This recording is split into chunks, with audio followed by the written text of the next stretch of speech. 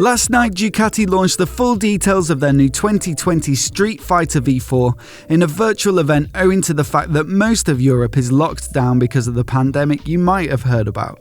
They're not the only manufacturer to take this approach either. Honda are also hosting a virtual motorcycle show tomorrow in which they're also expected to announce some new models. But while we're all indoors trying to stay healthy and protecting our fellow citizens, I thought I'd take the chance to run through the full details of this new Streetfighter V4 and figure out how it compares to the other Super Nakeds on the market. But before we get started, if you're new here and you want to see more of the latest motorcycle news, reviews and vlogs from yours truly, then please do remember to hit subscribe. But let's start with the engine at the heart of this beautiful looking machine. The Streetfighter V4 gets the same 1103cc Desmo Sedici Stradale engine that's used on the Panigale V4, and as such it gets features like the counter-rotating crankshaft which helps with agility, and the twin pulse firing pattern that gives the V4 its own character both in terms of sound and power delivery. The Streetfighter does however get its own engine map in order to make it more suited to road riding conditions as opposed to the track bias of the Panigale.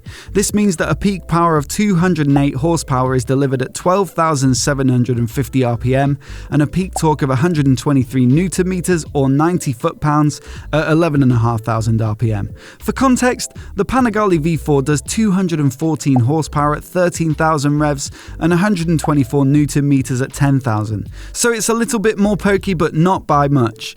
The final drive ratio of the Streetfighter, however, is shorter. For those of you not familiar, that's the ratio between the front and rear sprocket, and a shorter ratio will give snappier acceleration at the sacrifice of top speed. The Streetfighter uses a 15-tooth front sprocket and a 42 rear for a ratio of 2.8, whereas the Panigale V4 uses a 16 front and a 41 rear, giving it a ratio of about 2.56. Ducati say that the result is a 10% improvement in torque at the rear wheel, which ensures an immediate response to the throttle command.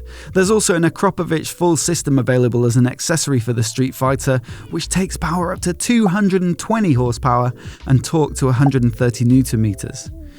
The Streetfighter V4 uses the same frame design as the Panigale, but it's worth another look. Inspired by their MotoGP bikes, the front frame concept uses the V4 engine as a stressed member, and that means the frame is pretty minimal with the front frame weighing just 4 kilograms.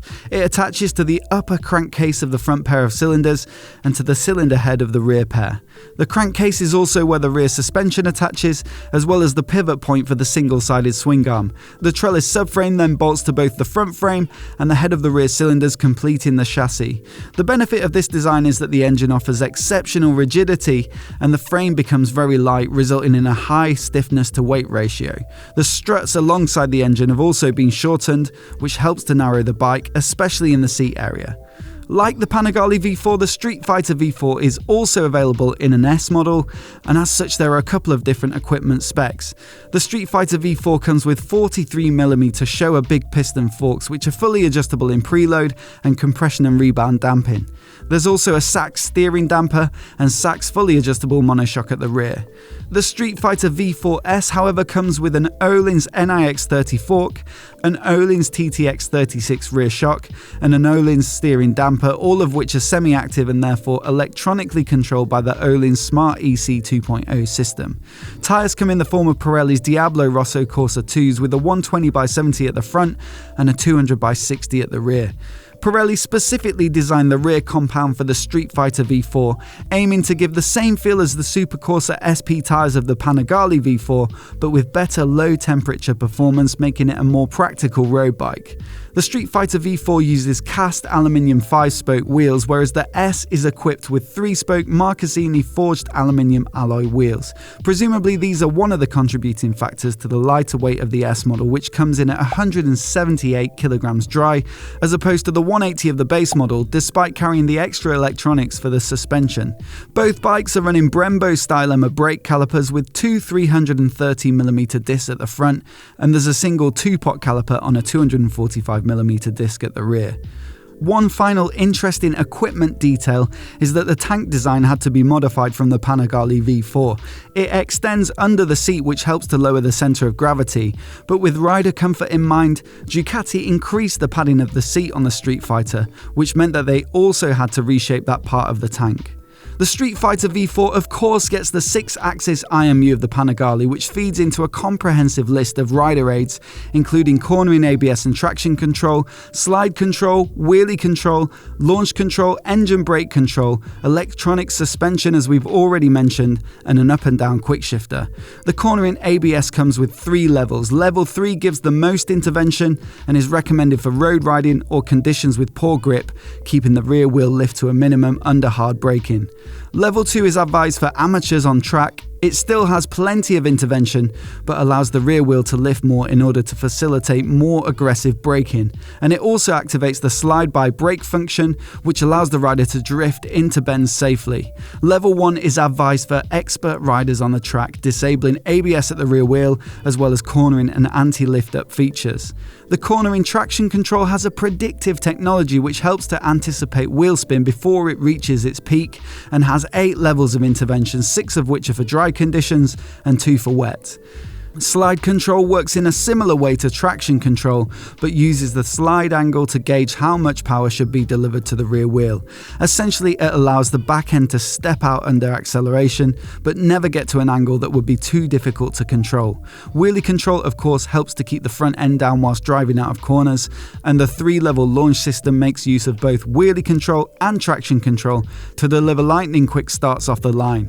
The quick shifter also makes use of the 6-axis IMU, using lean angle data to keep the bike stable when shifting mid-corner. And the electronic suspension system can either be used in a manual mode where the rider dials in their own settings, or a dynamic mode which employs the IMU to automatically adjust compression and rebound damping based on the current riding style. So that's a pretty comprehensive package of electronics, and they're all combined into 3 preset riding modes of race, sport and street. The race and sport modes give full power and throttle response, with sport offering a little more safety intervention and a less firm ride on the S model. Street cuts power to 155 horsepower and gives a more progressive response to the throttle, maximal safety interventions, as well as softening up the suspension still further on the S model to cope with bumpy road surfaces. Riders can also configure their own preferences within these riding modes to suit their individual riding style, and it's all administered through a 5-inch colour TFT which has both track and road layouts. There's also a lap timer, data analyzer with GPS, and a multimedia system that allows the rider to take calls, messages, and control their music through the switchgear. Despite all the track-focused electronics, the ergonomics of the Streetfighter are more forgiving than the Panigale to aid rider comfort for day-to-day road riding. Of course, the bars are higher and wider, giving a more sat-up position, and the foot pegs are lower.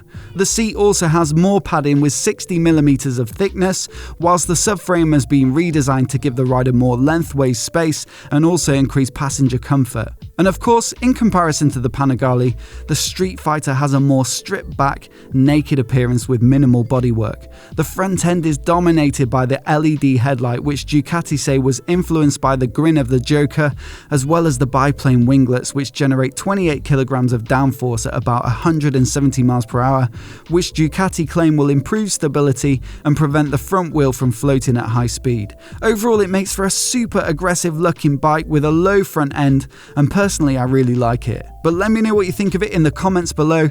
Last time I made a video about it, the styling was pretty divisive. In my mind, there are 4 bikes that the Streetfighter V4 will be going up against: the supercharged Kawasaki ZH2, Aprilia's Tuono V4 in its RR and factory specs, and the KTM 1290 Super Duke R. So here's a comparison of the top level specs. Ducati is certainly at the premium end of the super naked market in terms of pricing, with the Streetfighter V4 starting at £17,595 and the S at £19,795.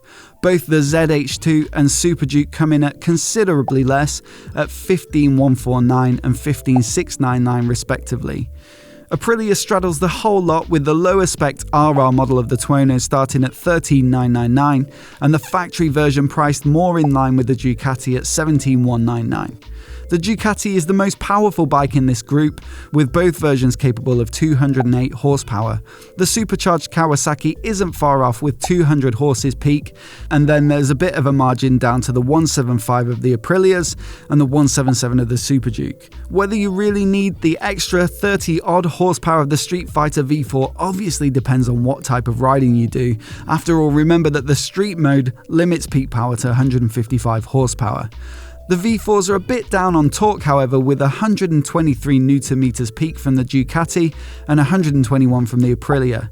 The Kawasaki's inline-4 gets a boost from its supercharger, making 137 Nm peak, whilst the massive 1300cc 75-degree V-twin of the KTM is the most capable at 140 Nm. That could be a tempting proposition for a lot of riders who prefer the torquey grunt of a twin, but ultimately the Streetfighter V4 can't be touched for power to weight. It's hard to get consistently measured weights for a range of bikes from different manufacturers, but the Ducati makes the most power at 208 horsepower and is the lightest at around 200 kilograms wet, giving it a horsepower to kilogram ratio of 1.04. The ZH2 makes almost as much power but is about 40 kilograms heavier, so it's nowhere near at 0.83. The Tuono and Super Duke are both closer in weight to the Ducati, but also less powerful, so their power to weights are similar to that of the Kawasaki. There are varying levels of spec and electronics, but the Streetfighter V4S has the most comprehensive rider aids and most premium equipment. So there you have it, it's the fastest and the best spec'd, but also the most expensive. Which one would you go for if you had the money? A fully tricked out Streetfighter V4S or a Super Duke R and keep the $5,000 in your pocket? They all look like cracking bikes, but the Ducati certainly has something special about it. Let me know what you think in the comments below, and if you're new here and you want to see more videos like this, hit subscribe and I'll catch you next time.